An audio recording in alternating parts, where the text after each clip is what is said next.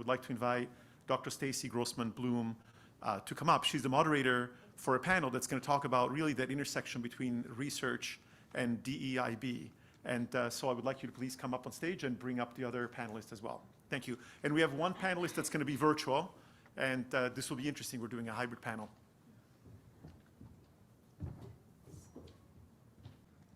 Do I have to do anything, or it's on? All right. Hi, everybody. Welcome to the kickoff panel. Our panel is called How Can Research Support Our Efforts in Diversity, Equity, Inclusion, and Belonging? I am your moderator. My name is Stacie Bloom, and I am NYU's Vice Provost for Research and Chief Research Officer.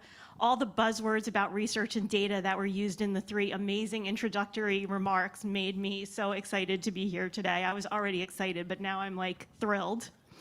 It's really, really my honor to be here. This is a topic that's very, very important to me, and it's nice to be surrounded by people for whom it's also very important. In my real job, my day job here at NYU, I have the privilege of overseeing NYU's enormous research enterprise. And NYU has a tremendous research portfolio, and it includes many, many, many strategic areas across many, many disciplines, many areas of strength that we should all be really proud of. But I think we should maybe be the most proud of the fact that of all the strategic areas we research at NYU, the largest of those areas is in the field of strategies to reduce inequality. And this may not be what comes to mind when you think about research at NYU, but in fact, it is the most successful area of research that we conduct collectively as a university. And it's the most successful when you look at all kinds of measures. We have 189 grants in this space across 12 of our schools, totaling $60 million. And this is all dedicated towards research to combat inequality. And this includes research around food insecurity, empowering indigenous communities, improving workforce equity, healthcare disparities, and the impact that public housing has on children. So it's really just incredible to see that this research and this data is real. To that end, I'm extremely excited to introduce the panelists who are going to be participating in this part of the agenda today. And I will start to my left with Leo, please. Hello, everybody. First of all, let me say it is such a pleasure to be here. And thank you to Dr. Karen Jackson-Weaver and Monroe and everybody who has been involved in planning this. I also want to say thank you for my dean for coming, Dean Julie Mastoff. My name is Leo Douglas. I'm a clinical assistant professor here at NYU in liberal studies. My background is at the intersection of environmentalism, identity, and what it means to be a person of color. I am a former president of Birds Caribbean. It's the largest NGO that focuses on nature conservation in the Caribbean. And here I teach a range of studies related to environmental sciences. I'll stop there. Thank you, Leo. And to your left. Thank you so much, Dr. Bloom, and good afternoon, everyone. It's my pleasure and honor to be here as we start the panel. For those of you I don't know, I'll introduce myself. My name is Dr. Karen Jackson-Weaver. I use she, her pronouns, and I'm the Senior Associate Vice President of Global Faculty Engagement and Innovation Advancement here at NYU. I'm so thrilled to be part of this panel this afternoon. You are in for a treat, and I'm excited to hear what my fellow panelists have to say. I think this is such a critical topic. I came here to NYU about 3 years ago to really be engaged in this work in a very deliberate way, and we're excited to be able to partner with Dr. Bloom and so many of our colleagues across NYU's global network. And as Dr. Bloom alluded to, the fact that across our schools, across our global network, this is a top priority and a top area of research focus. So I'm excited that the work that I did decades ago as a dean at Princeton and Harvard, and then prior to coming here, I spent time at the Bolotnick School of Government at Oxford, really trying to understand ways to think about faculty development and global leadership. And so to be in this role now at NYU today, it's really, for me, a culmination of the work that I've tried to do to engage and to try to promote ingenuity and creativity with faculty across NYU's global network. So I look forward to getting into some of the greater details and nuggets of discussion as we talk about how to be rigorous, how to be intentional, and how to be deliberate as we think about seamlessly integrating diversity, equity, inclusion, belonging, and access into our research agendas and research portfolios. Thank you. Thank you so much. And may we have the panelists on the screen please introduce themselves as well. Hi, everyone. My name is Dr. Heather Metcalf, and I use she, they pronouns. I am the Director of Research for the Women in Engineering Proactive Network, or WEPAN for short. And in my day-to-day, I conduct applied research on social justice issues in science, technology, engineering, and mathematics fields from an intersectional feminist perspective. It's a pleasure to be here with all of you today virtually, and I look forward to the discussions that we're going to have on this panel. Thank you so much. So we're going to start. I'm going to direct this very first question to Dr. Jackson Weaver.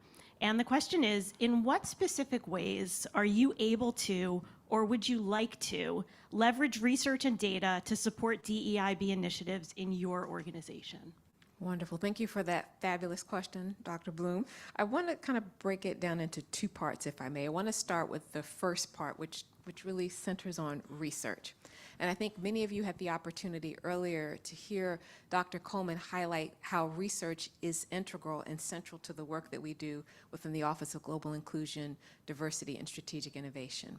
And research is important because oftentimes when we think about diversity and inclusion work and initiatives, research is an addendum, or it's something that you see on the side, or it's something that's minimized. And what we have been fortunate to do within our office through Dr. Coleman's leadership is really to leverage the innovative and cutting-edge research that's taking place in this field, because it is a scholarly field, and center that into our initiatives, our outreach, and our engagement initiatives.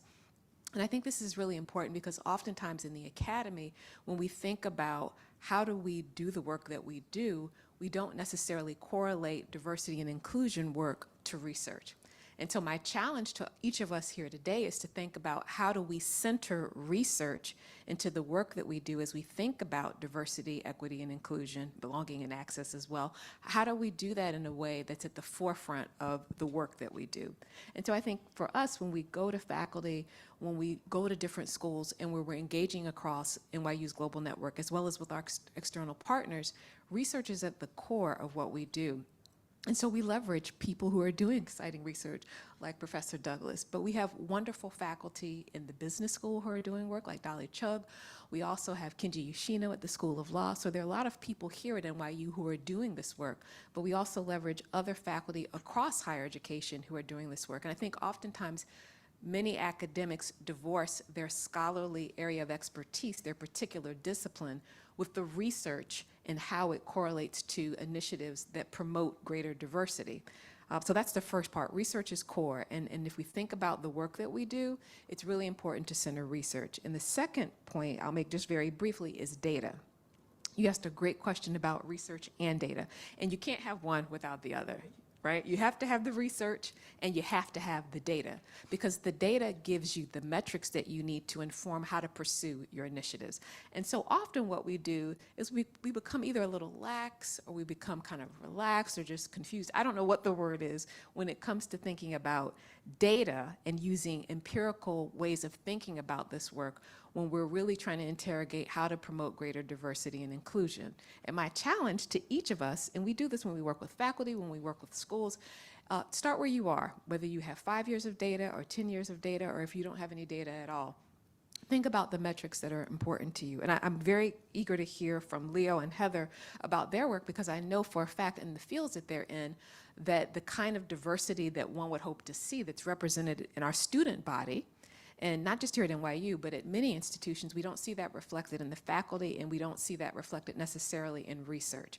So are there ways that we can be intentional and deliberate and use data to inform how people self-identify in particular ways from historically marginalized groups? Are there ways that we can create healthy pathways to access and to have the data be a metric that informs the kind of outreach and recruitment that we do, as well as to provide really intentional ways of engaging our faculty so they feel that retention and being able to flourish and thrive is at the top of any university's agenda. So I think those are critical points. I could say more, but I'm going to stop there. Okay, that is an incredible answer. Thank you so much. And I think it's a perfect segue to the next question, which I was going to start with you, Leo, and then pass to Heather as well.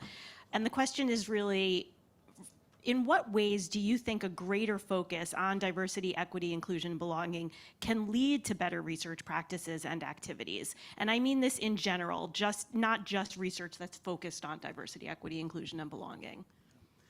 Again, a very important question. I just want to preface my question and just ask everybody to hold on to their seats, because I intend to be very real today, because this is an important question. I speak as somebody who has been on the side of the researched and somebody who has been on the side of the researcher. I come from the Caribbean, and actually before I became a PhD student, because I kind of started that PhD journey relatively late, I had the opportunity to be the person who was the go-to person and the gatekeeper for researchers coming from North America, from the United Kingdom, etc. And some of the observations I made were very troubling. At the time, I was president of Birds Caribbean. So the authority in terms of birds and, you need to go talk to Leo because you're going to the Caribbean, you're going to Jamaica to study. And some of these observations I made, I can only make sense because I'm now at NYU, because I'm now in a humanities department.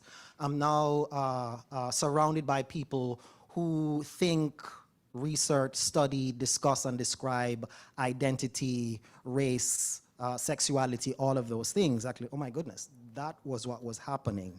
Some of it I understood at the time, but it was everything from the researcher who arrived on the island and, they had all these questions, as usually PhD students, sometimes professors, and did not have the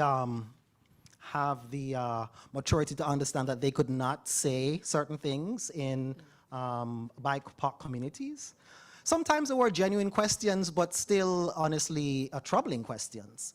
And, I would ask myself, well, why am I the person who needs to volunteer to kind of bring you up to speed in terms of these very troubling, very dark, and marginalizing things that you have in your mind? These are things that should have been handled in the preparation for students and professors to engage and interact with people of color in their home countries or wherever this research was happening. It was very obvious to me that they were coming unprepared and in ways that honestly were damaging.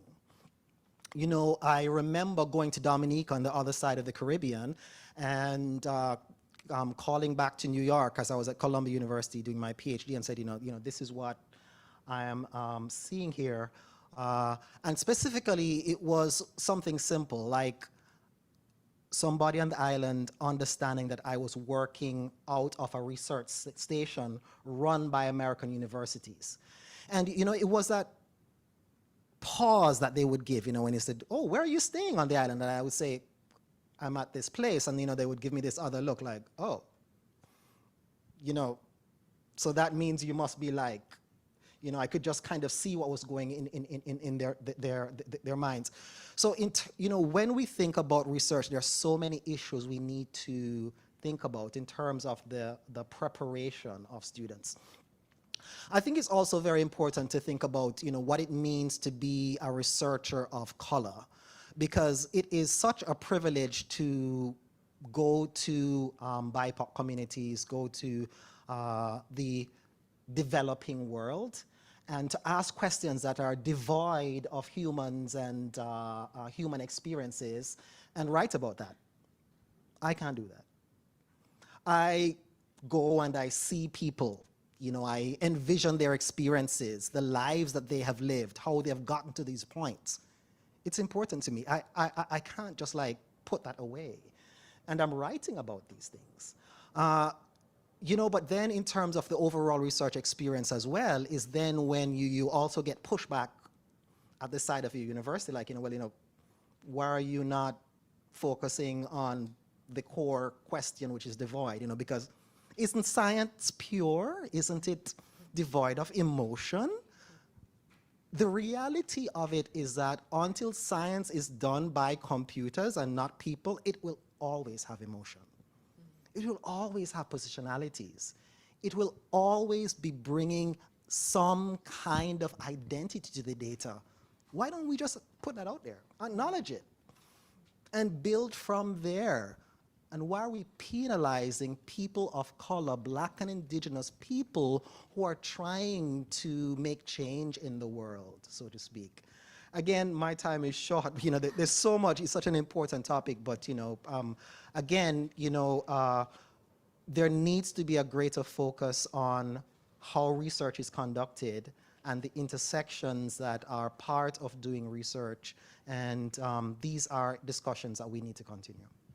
Thank you so much. And I will ask the same question to our panelist, Heather, which was, in what ways do you think, in your experience and the things that you've done, that a greater focus on diversity, equity, inclusion, and belonging can lead to better research practices and activities?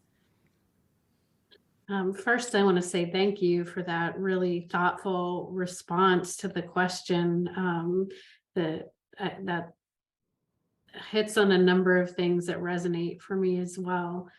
I think that a greater focus on social justice, diversity, equity, inclusion, and belonging can lead to stronger research practices for a number of different reasons. And I'll preface this by saying I come from a variety of different backgrounds that shape the way that I think about and approach the research that I do, both personally and professionally. So my professional background is in applied mathematics, computer science, gender studies, and higher education, science and technology policy studies.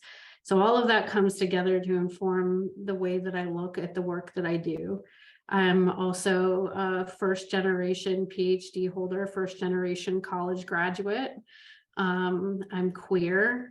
I live in a plus-size body. I'm multiracial. All of these things influence how I approach the work that I do.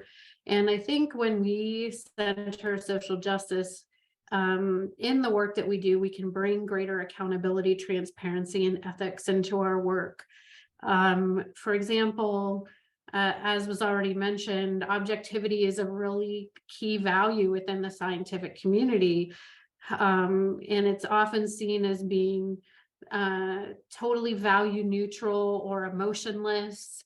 It's seen as a way to remove personal, political, financial, emotional, other kinds of social biases and opinions from our work.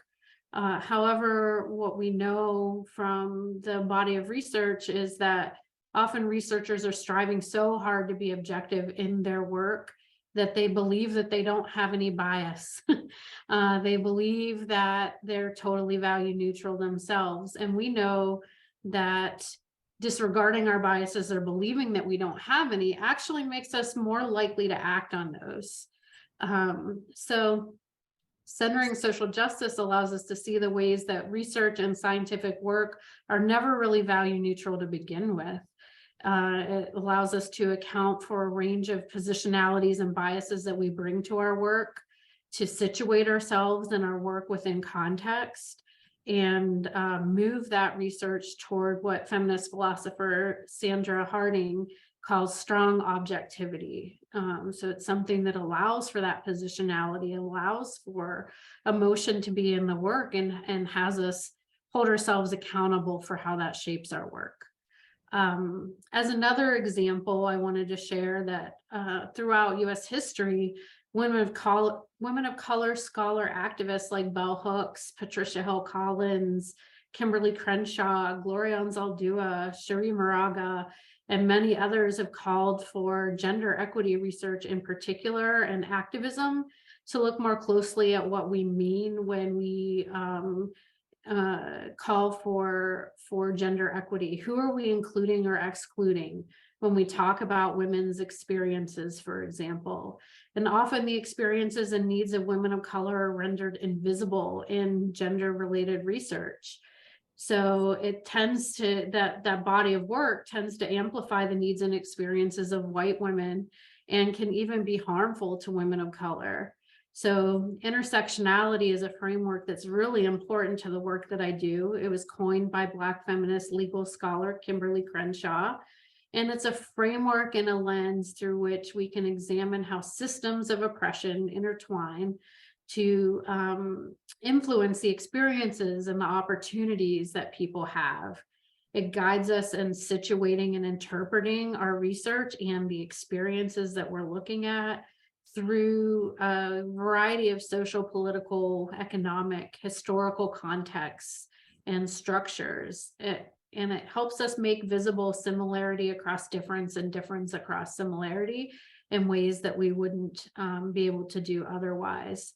So those are just a couple of examples of how it applies in my work and why I think social justice and DEIB are so important to research. Thank you so much. So I'm going to go a little bit off script because we've heard from Karen the importance of data-driven approaches to tackle problems. And then we heard from both Leo and Heather themes about the impurity of science, the bias that's included in science and research, the objectivity or lack thereof. And so how do you reconcile the need for data-driven approaches with the fact that I think we can all agree we know that research is implicitly biased? And so I guess my question for all the panelists is, what have you found to be the most effective method to try to tackle this issue? And I'll start with Karen. Yeah, that's a great question. And I want to just also thank Leo and Heather for kind of really highlighting their experiences, but also the scholars who ground this work. That is so critical because I think that also informs how we approach this work. And one of the guiding resources and books that we use that really helps to kind of shape how we think about this is making sure that we're aware of our blind spots, right? And so using that as a praxis and a lens and thinking about the blind spots that we all bring, our biases, our implicit bias as well as our explicit biases that may exist, is something that we don't like to talk about, but I think we have to be honest about it. And in my current work, I think it really informs how we work with departments and work with schools as it relates to faculty development and what that means in terms of faculty development as well as promotion and advancement and success. I started this work initially working with graduate students and postdocs, but that was still a part of the process and it applies there when you think about blind spots that one may have as it relates to the recruitment process, but also as it relates to the admissions process, right? So all of this kind of goes into it. So when we create a rubric or when we create a criteria for admission or for promotion, we need to ask the question about the historicity of what it is that we're doing and what the results have been. And if we talk about the empiricism that's tied to the rubric or rubrics that we're saying, are we wedded to them and why are we wedded to them? What are the results that they're giving us? Are they giving us the excellent candidates that we want? And I want to give an example of a former university, and I think it's public, so it's fine, but I just want to kind of name it. At a former university, we looked at data in terms of the faculty that were represented in the department. And when we did background research on the schools that they came from, they came pretty much from the same 8 or 10 schools. And you all don't seem surprised, like, yeah, of course, right? So we said, okay, well, is it true that only these 8 or 10 schools have the best programs and yield the best results? Well, the answer was no. I mean, we already know that. So why were we seeing this pipeline of the same 8 to 10 faculty or the same 8 to 10 schools represented with faculty? Well, then we looked further and we looked at the admissions. And we said, oh, okay, well, it seems like the students are also coming from, in terms of overrepresentation, from those same schools. So when we say, oh, expand your network or reach out to your network to get people to apply, they were reaching out to the same 8 to 10 schools. And so the results for both the faculty and the student were represented in ways that were actually skewed. So we said, well, wait, we need to reevaluate this. When we recruit and when we do programming, we need to look at women's colleges. We need to look at tribal colleges. We need to look at historically black colleges and universities, Hispanic serving institutions. We need to think about our partnerships and really broaden the kind of access that we're thinking about, both in terms of how we recruit students for our undergraduate and graduate programs, but also our faculty. And so when we looked at that and people saw the data, it was like, yeah, you're right, something's off here. And then we started to establish research collaborations. And some of that actually exists right here. We have the Faculty Resource Network here at NYU. And so the women's colleges, the HBCUs, Hispanic serving institutions, and the tribal colleges that I talk about, that's work that we do here now. And so when you have faculty at NYU collaborating with faculty from HBCUs and Hispanic serving institutions, it provides a rich and dynamic opportunity and arena for engagement. But it has to be reciprocal, right? There has to be a sense of equity brought to that engagement, so that it's not NYU, the big research, one institution coming in to kind of save the day. There has to be a respect for the research excellence that takes part in those institutions and ways to collaborate and leverage those learnings. And so I think we're doing more of that, but I think we have to be more deliberate and intentional about thinking about what kind of areas we want to pursue, which areas provide innovation, and what type of greater collaboration we want to see. And I think we have to come to terms with some of the outdated paradigms that we've inherited and used that really maintain the status quo and don't provide greater global inclusion, diversity, belonging, equity, and access in ways that we would like to see. I love that answer. Thank you. Would you like to comment on the question? I believe the last part of your question asked about data. About methods, the most effective methods that you found to ensure that the data-driven approaches you might be taking are, I don't want to say totally free of bias, but at least, to Karen's point, aware of the fact that there might be implicit bias in the research. Again, great question. Excuse me. Just to emphasize, kind of what we're up against in terms of data and free of bias, I'm going to give you 2 examples. One is based in my home country, where I'm working with, in this example, somebody who is in the Department of Education. And we had data, 4 years of data, qualitative data that had been coded. And this is important because, sometimes it's good to think about a different type of bias, so to speak, and that, we can see what's happening. In this case, the coded qualitative data was pointing to issues that related to the LGBTQ community in Jamaica. I'm also from a country where this is a very taboo topic to discuss. So here we have senior researcher, data is pointing in one direction, and the response is, well, that's not what the data is saying. Let's not talk about that. We'll cut out that part of the data and focus on the rest of the data. You can understand how the bias then jumps in. The identity, the positionality comes in, and it also speaks to how then difficult it is to rise above. In terms of best practices and how to get around this, it also speaks to how important it is to have diverse faculty. Just to be able to have somebody who will acknowledge, first of all, that this is what the data is saying. This is a very important and dominant trend, and we're going to go with what the data says and not include the bias, which in all honesty is dishonest, to actually change the data or reinterpret the data into something completely else, sanitize the data, because it could be upsetting to those who are in power and privileged positions. It's also important in terms of best practice as well that we understand sometimes the struggle that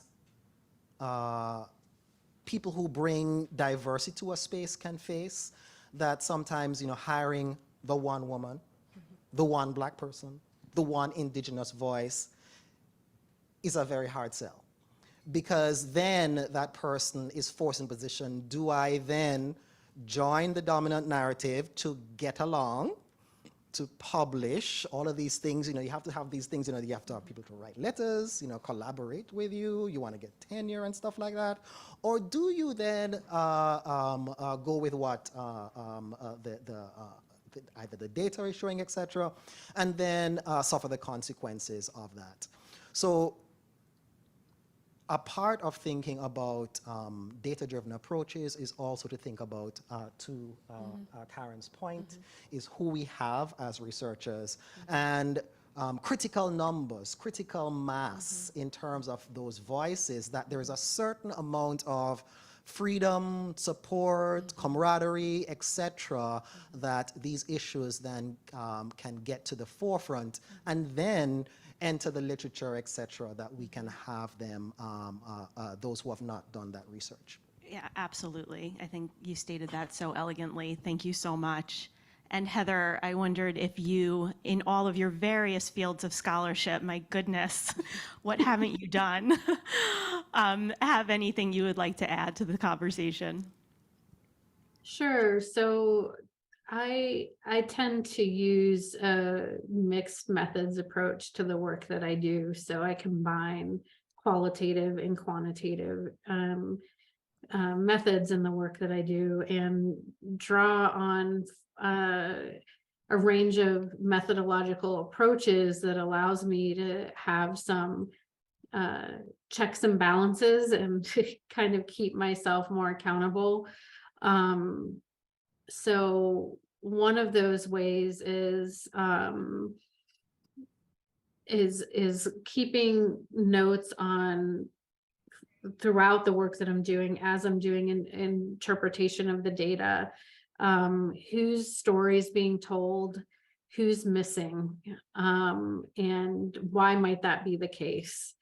And then I also work with other people in the research that I do and check our interpretations against one another, and share the data back with the people that I gathered the data from, when I'm collecting original data myself, in terms of like, here's how I would like to interpret it.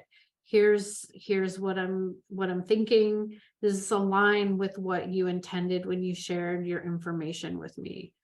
And that allows for a form of data sovereignty to happen within communities where they can have a say in what you do with the data moving forward. I would also say that one of the things that Leo mentioned around acknowledging the areas in the work that you do where you have choices that you have to make. Every decision point that you're making, if you document that decision point, big and small,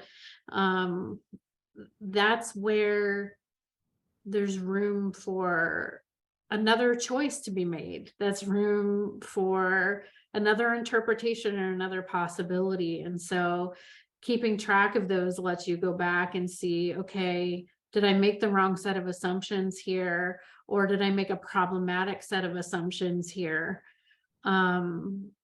It's not perfect. There's as much of an art as there is a science to doing this kind of work. But those are some things that I do in the research to try to hold myself accountable.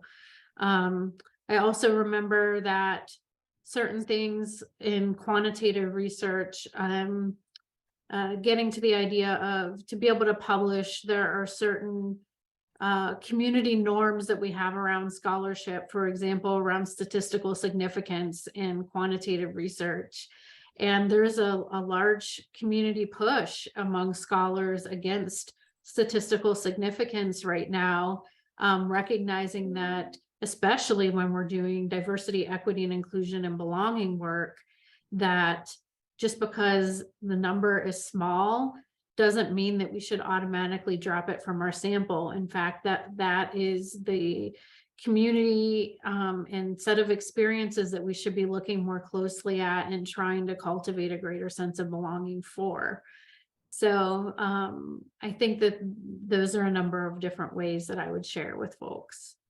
Thank you. That's such an excellent response also. And I know there are a million directions we can go in, but we're going to wrap it up now. I'm going to ask each panelist to leave this audience and our friends on Zoom with their walkaway message, 30 seconds or less. How would you, no pressure. And I'm going to start again with Karen on my left. 30 seconds is not a lot of 30 time. seconds. Okay. So if I had to kind of do one thing, it would be a call to action to each of us in this room, to every person represented here, to challenge us to think about how we're operationalizing diversity, equity, inclusion, belonging, and access. How are you operationalizing it, right? How are you integrating that into every single thing you do in terms of your day-to-day, in terms of representation, in terms of your area, as well as your department and your unit? Thank you. Leah? For me, I would say that if you are somebody who is in a position of power, you have students, be they undergrad, be they graduate students, but who will be going out to do research, have somebody with diverse experiences come and talk to them. You know, the system of IRB and human subjects is not cutting it. You know, let them look somebody in the eye, hear their voice, hear their experiences, learn from that, ask questions. Sometimes these are difficult questions that they might ask. You know, create that safe space for them so that when they get into the field, then they don't cause other problems, hopefully. They come more prepared by the time you get to meet them. And Heather, one key takeaway. I would say to remember that diversity, equity, and inclusion, as well as belonging and access issues, are systemic issues, and to make sure that we are looking at systemic change rather than trying to change individuals who are marginalized by the systems that are at play. And so whether that's scholarship or activism or programmatic or policy level change that you're working on, just remembering this, that it's systemic is really important. Thank you. And I think I would leave the audience with this concept that came up so many times during today's panel about the importance of asking questions. And I love the question of who is missing. And to just always approach your research and your data and your analysis with that question in your mind. I think that is a wonderful way to go. So I want to thank our panelists for your amazing passion and authenticity, and especially bringing so much of your personal selves to the panel. I think that that was really lovely. And of course, to our organizers, and to Monroe and Lisa and Paolo and everybody else for bringing us together today here. I hope that you have a wonderful rest of the conference. And I really look forward to the networking opportunities too, so we can keep discussing these issues. Thank you. Thank you, everybody. Thank Thank you. you.